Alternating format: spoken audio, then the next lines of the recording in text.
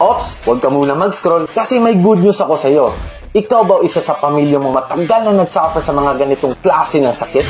Tulad ng diabetes, arthritis, psoriasis, heart disease, stroke, cancer, gout, kidney or liver issues? Ginawa mo na ba lahat para mag-improve ang iyong kalusugan pero hanggang ngayon hindi ka pa rin gumagaling?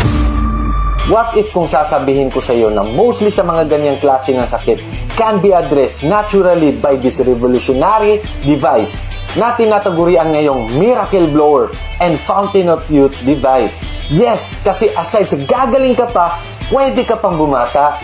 Introducing a TheraCare Frequency device, the most advanced technology globally.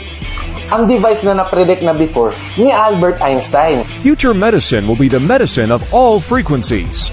Ang device na to ay may capacity to penetrate even up to our bone marrow kung saan ina-activate niya ang ating stem cells. Kaya sa paggamit mo nito araw-araw, it can give you daily dose of stem cells.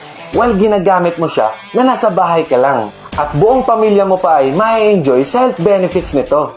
And ang good news nito, hindi ka na bibili ng monthly stem cell supplements to regain your health and youth. Kasi ito ay one-time purchase only.